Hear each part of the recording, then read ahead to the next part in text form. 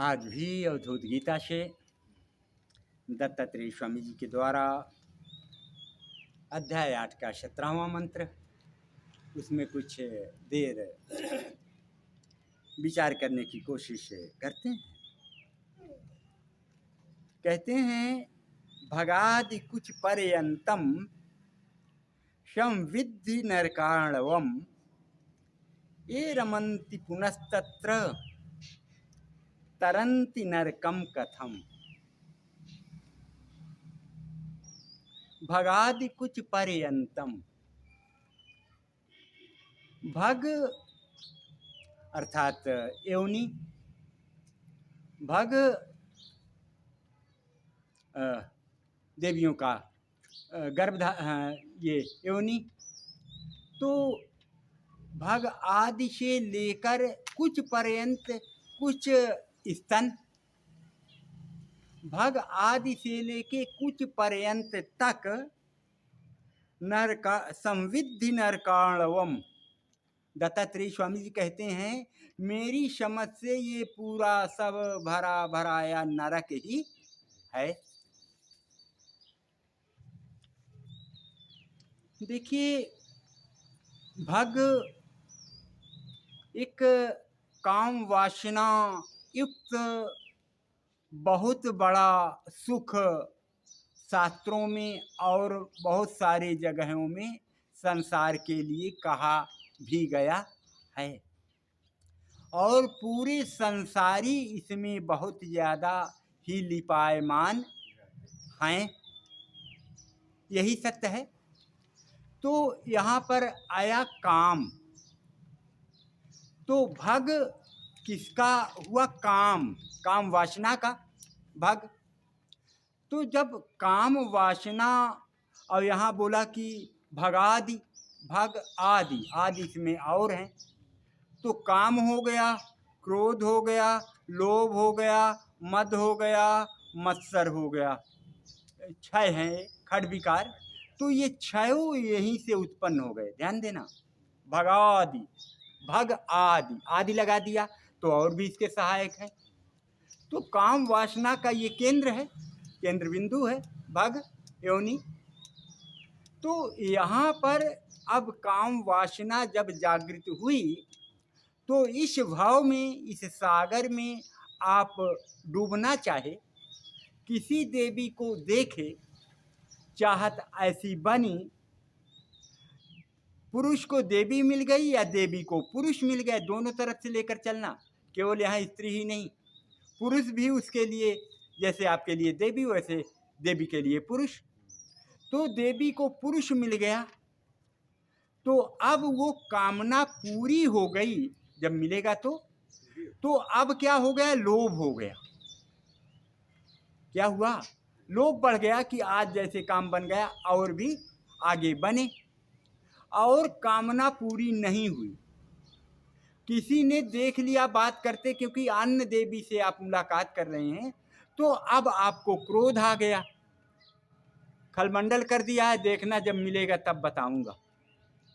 क्रोध आ गया ना, काम क्रोध, और लोभ और क्रोध दोनों आ गए। काम पहले था, काम में ही देखो दोनों निकल आए, लोभ और क्रोध, काम क्रोध लोभ मद। यहीं पर और मद अंध हो गया, और मद में इतना अंधा हो गया कि उसे बिल्कुल से मारने जैसी को तैयार हो गया, और मद में इतना पागल हो गया कि अब वो कब देवता मिले या देवी मिले, एक दूसरे का एंटी अट्रैक्शन है। तो अब बिल्कुल मदांध हो गया। और मत्सर, मत्सर एक ईर्षा जैसे, डाह जैसे को कहते हैं, जैसे कि जो मेरी देवी है उससे, उसके जैसे ही दूसरी देवी सुंदर लगती तो है, मेरे देवी जैसे, मेरे पत्नी जैसे, लेकिन जो मेरे देवी का नाक थोड़ा बढ़िया लंबा सुंदर लगता है, लेकिन लगा दिया सुंदर है, और वो विश्व में नंबर उसका पड़ा है सुंदरता में, लेकिन जब आप देखे तो बोले मेरी देवी जैसे तो है, लेकिन मेरे जैसे देवी का नाक इतना सुंदर इसका। तो बाबा बोलते तो हैं, समझाते तो हैं, लेकिन लग जाता है। तो लेकिन लग जाने से यही मत्सर हो। मतलब अच्छे में भी लेकिन लगा के कमी को निकाल देना, ये क्षय विकार हो गए। तो क्षय कहाँ से उत्पन्न हो गए? भग से, ये भवसागर से, ये जो समुद्र विषयों की लहर चल रही है। समझ में आ रही बातें ना? भगादि कुछ पर्यंतम, भग से लेकर के स्तन तक ये पूरा समुद्र नरक का बह रहा है। यही तो संसार में कामना रूपी नरक बह रहा है। इसी में तो हम पूरा जिंदगी नाक रगड़ डाले, नाक रगड़ डाली और कुछ भी पूरा नहीं हो रहा है। नरक में तो गोता मारते रहे हम लोग, यही ना। इसलिए सजग हो जाएं। सदगुरु यहाँ कहते हैं दत्तात्रेय स्वामी जी की, मैं जानता हूं कि नारी साक्षात नरक, मैं जानता हूं कि स्त्री यौन से लेकर स्तन पर्यंत नरक का समुद्र है। ऐसा तू ठीक प्रकार से जान ले।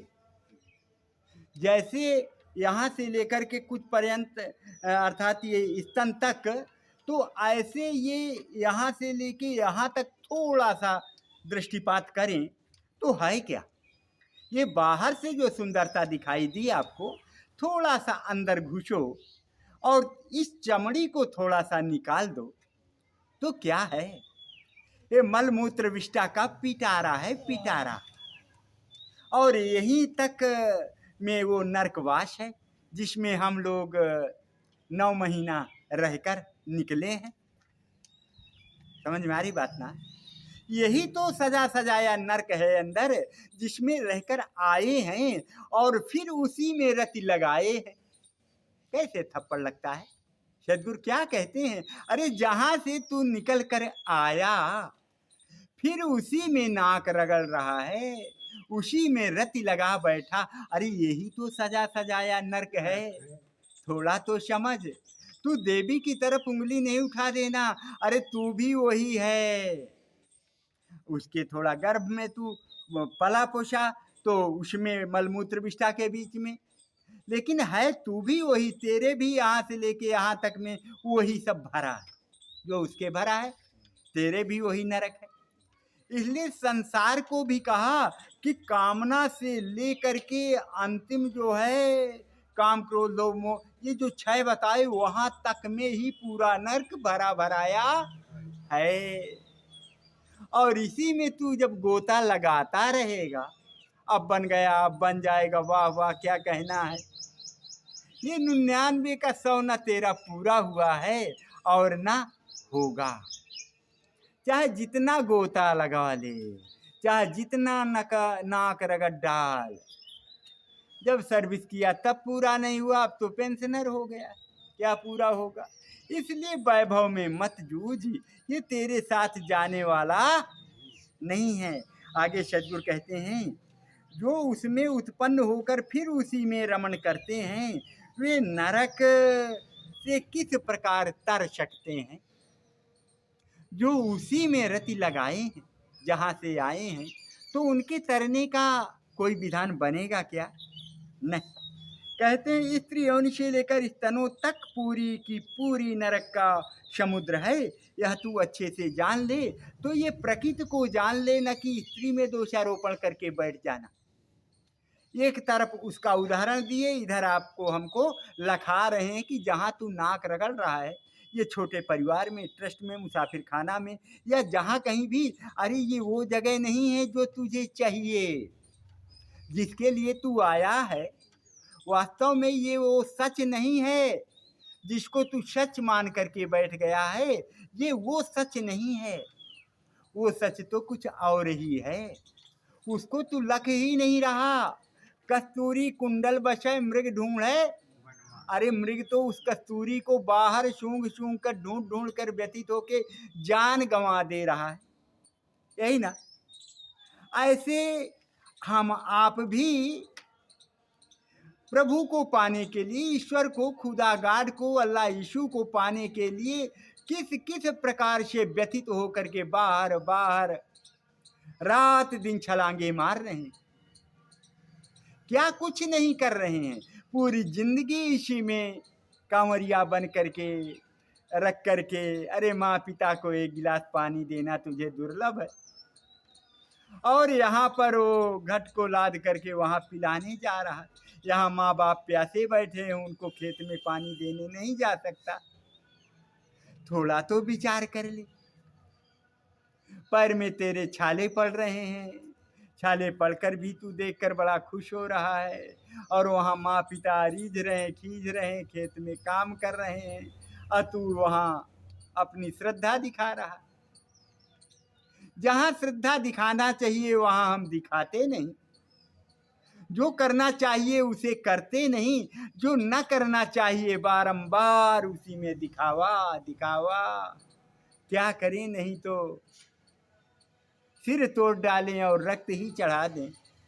ऐसे भावुक होकर के हम लोग लिपटते रहते हैं।